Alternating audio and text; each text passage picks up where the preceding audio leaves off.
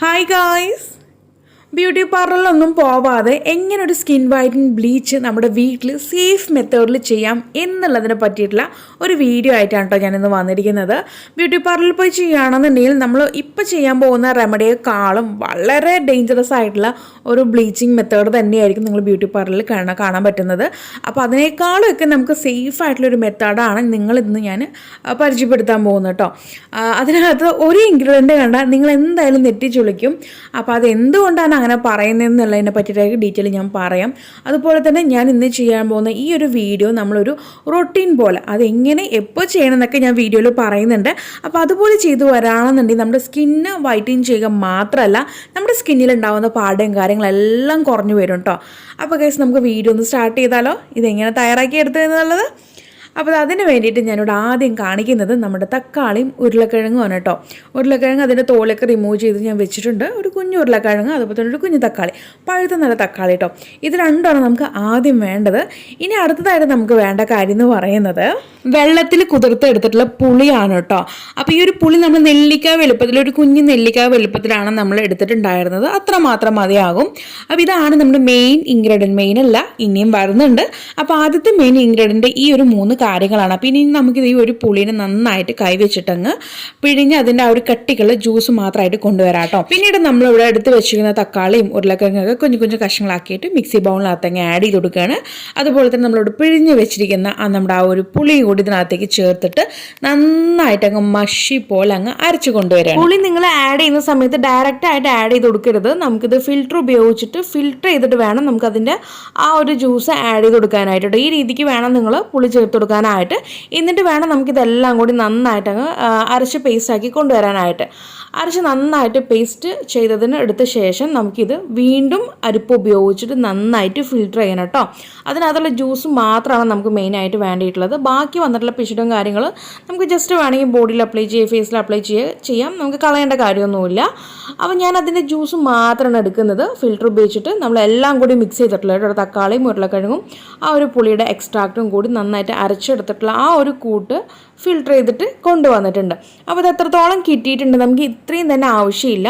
ബാക്കി നമുക്ക് ഒരു കുഞ്ഞു ബോട്ടിലിനകത്തേക്ക് സ്റ്റോർ ചെയ്ത് വെക്കാം. ഫ്രിഡ്ജിലോ ഫ്രീസറിലോ നമുക്ക് സ്റ്റോർ ചെയ്ത് വെക്കാം. നമുക്കിത് ആഴ്ചയിൽ 2 അല്ലെങ്കിൽ 3 കഷ്ടിച്ച് 2 തവണ ചെയ്താൽ മതി. കാരണം ഞാൻ നെക്സ്റ്റ് പറയാൻ പോകുന്ന ഇൻഗ്രീഡിയൻസ് കേട്ട് കഴിഞ്ഞാൽ നിങ്ങൾ എന്തായാലും താഴെ വന്ന് കമൻറ്റ് ഇടും.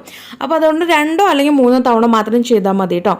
അപ്പോൾ 2 തവണയാണ് ഞാൻ റെക്കമെൻഡ് ചെയ്യുള്ളൂ. 3ൻ്റെ ആവശ്യമൊന്നും ഇല്ല. ഓക്കെ, ഇത് റൊട്ടീൻ പോലെ നിങ്ങൾ ചെയ്ത് വന്നാൽ മതി. അടിപൊളി റിസൾട്ടായിരിക്കും. അപ്പോൾ ഇനി നമ്മൾ ആ ഒരു ജ്യൂസിനകത്തേക്ക് ചേർത്ത് കൊടുക്കാൻ പോകുന്ന ആളെന്ന് പറയുന്നത് കോൺഫ്ലോർ ആണ്.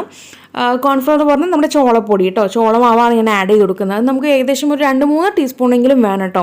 ഞാൻ പിന്നീട് ചേർക്കുന്നുണ്ട്. ഇപ്പോൾ ഇതിനകത്ത് മാക്സിമം നന്നായിട്ട് ഞാൻ ആഡ് ചെയ്ത് കൊടുത്തിട്ടുണ്ട്. അപ്പോൾ തികഞ്ഞിട്ടുണ്ടായിരുന്നില്ല എനിക്ക്, പോരാഞ്ഞ് വന്നപ്പോൾ ഞാൻ വീണ്ടും 2 ടീസ്പൂൺ കൂടി ഞാൻ ആഡ് ചെയ്തിട്ടുണ്ടായിരുന്നു. അപ്പോൾ നിങ്ങൾ മിക്സ് ചെയ്യുന്ന സമയത്ത് നിങ്ങൾക്ക് എന്തോരം വേണോ അതിനനുസരിച്ചിട്ട് അങ്ങ് ആഡ് ചെയ്ത് കൊടുക്കുക കേട്ടോ.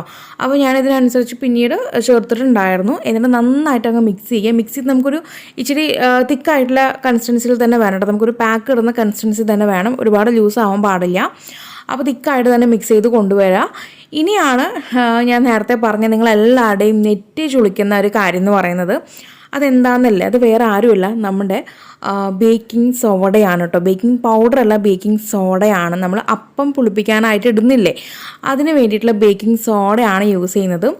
അപ്പോൾ ഈ ഒരു ബേക്കിംഗ് സോഡ ഉപയോഗിക്കേണ്ട അല്ലെങ്കിൽ സ്കിന്നിന് കേടാണെന്നൊക്കെ ഒരുപാട് ഡെർമറ്റോളജിസ്റ്റും അതുപോലെ തന്നെ ഒരുപാട് ആൾക്കാർ പറയുന്നുണ്ട്. ഞാനും അത് ശരിവെക്കുന്ന കാര്യം തന്നെയാണ്. എങ്കിലും ഇതിനകത്തേക്ക് ഞാനൊരു 1/4 ടീസ്പൂൺ താഴെ മാത്രമേ ആഡ് ചെയ്യുന്നുള്ളൂ.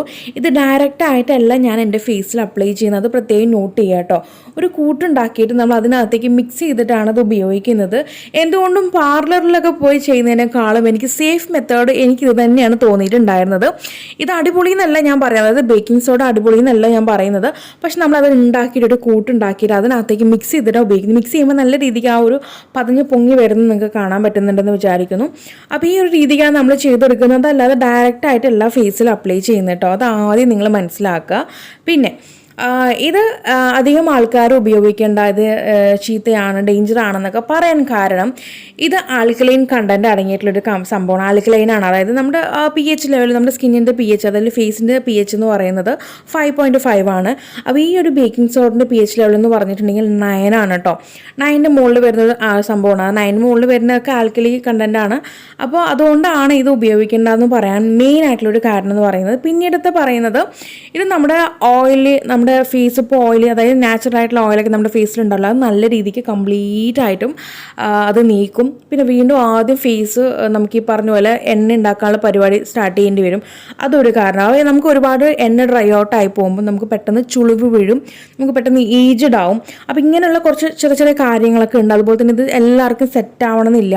ചിലർക്ക് ഇറിറ്റേറ്റിംഗ് ഉണ്ടാക്കും കേട്ടോ, സ്കിന്നൊക്കെ നല്ല ഇങ്ങനെ റാഷസ് പോലെ, അതുപോലെ തന്നെ ഇങ്ങനെ ചുവന്ന് തുടുത്തിട്ടൊക്കെ അങ്ങനെയുള്ള കുറച്ച് പ്രശ്നങ്ങളൊക്കെ ഉണ്ട് കേട്ടോ. അപ്പോൾ അങ്ങനെയൊക്കെ ഉണ്ടെങ്കിൽ അതുപോലെ തന്നെ ഇത് പ്രത്യേകം ഒന്ന് ശ്രദ്ധിക്കുക. പിമ്പിൾസ് ഉള്ളവർ ഒരിക്കലും ചെയ്യരുത് കേട്ടോ. ചെയ്തിട്ടുണ്ടെങ്കിൽ നല്ല മുട്ടാൻ പണി കിട്ടും. അതുപോലെ തന്നെ പാച്ച് ടെസ്റ്റ് ചെയ്തതിന് ശേഷം വേണം നിങ്ങളിത് ഉപയോഗിക്കാനായിട്ട്. നിങ്ങൾക്ക് ഇനി ഇത് പേടിയാണ്, ബുദ്ധിമുട്ടാണെന്നുണ്ടെങ്കിൽ നിങ്ങൾക്കിത് ഒഴിവാക്കിയിട്ട് ബാക്കിയുള്ള കൂട്ടുകളൊക്കെ ഉപയോഗിച്ചിട്ട് നിങ്ങൾക്ക് ട്രൈ ചെയ്യാം കേട്ടോ, പ്രശ്നമൊന്നുമില്ല. എങ്കിലും നമുക്ക് ബ്ലീച്ച് എന്ന് പറയുമ്പോൾ അതിൻ്റേതായിട്ടുള്ള രീതി എന്ന് പറയുന്നത് ഈ വീഡിയോയിൽ കാണിക്കുന്ന പോലെ തന്നെയാണ്. ഇതിനകത്ത് ഞാൻ ബേക്കിംഗ് സോഡ സ്കിപ്പൊന്നും ചെയ്യുന്നില്ല, ഇതിനകത്ത് ആഡ് ചെയ്തിട്ട് തന്നെയാണ് ഉപയോഗിക്കുന്നത്. ആഴ്ചയിൽ 2 തവണയെങ്കിലും മാക്സിമം ഇത് ഉപയോഗിക്കുമ്പോഴാണ് നമുക്ക് ബെസ്റ്റ് റിസൾട്ട് കിട്ടുക. ഇൻസ്റ്റൻറ്റ് റിസൾട്ടാണ്. നമ്മളിത് ഫേസിൽ അപ്ലൈ ചെയ്തിട്ട് ഇത് ഞാൻ ചെയ്ത് കാണിക്കുന്നത്, നമുക്ക് ഇൻസ്റ്റൻറ്റ് റിസൾട്ടാണ് കേട്ടോ. അപ്പോൾ ഇതുപോലെ ഫേസിൽ അപ്ലൈ ചെയ്യുക. നമ്മൾ അപ്ലൈ ചെയ്യുന്ന സമയത്ത് നമ്മുടെ ഐബ്രോസിലോ മുടിയിലൊന്നും ആവാതെ വേണം ചെയ്യാനായിട്ട്. കാരണം ഇതിനകത്ത് പുളി ആഡ് ചെയ്തിട്ടുണ്ട്, അതുപോലെ തന്നെ ബേക്കിംഗ് സോഡയുണ്ട്, ഒക്കെ എല്ലാം അറിയാമെന്ന് വിചാരിക്കുന്നു.